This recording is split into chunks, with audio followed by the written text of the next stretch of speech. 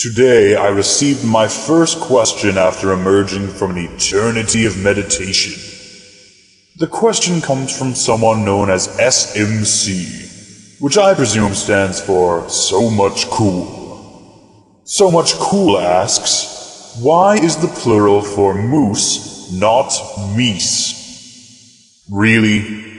This is the question you ask someone who has traversed nirvana itself? Okay, SMC, or staggeringly malignant comic, I will answer your question. For one, the word Meese is ridiculous. Meese sounds like someone is trying to say mice while getting stabbed in the butt with a toothpick. Meese is what we should call the crusty residue left on poorly washed cookware. In fact, if you scraped off the residue and rolled the flakes into balls, I would call those balls Meese's Pieces.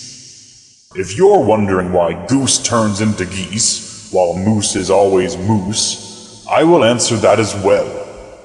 Moose belongs to a group of animals, such as salmon, deer, mink, fish, cattle, and nickelback, that are simply too boring and unworthy of the magnificence of human attention to need different words for their plural forms.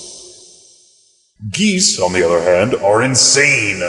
They roam the land in gangs called flocks, fighting off animals much bigger than them with excessive flapping of their razor-sharp feathers.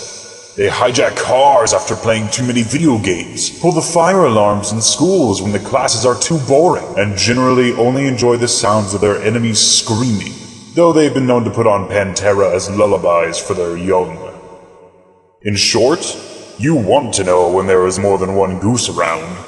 Of course, if you're alone, you won't truly know how many there are until they're huddled over your shredded corpse with blood dripping from their bills.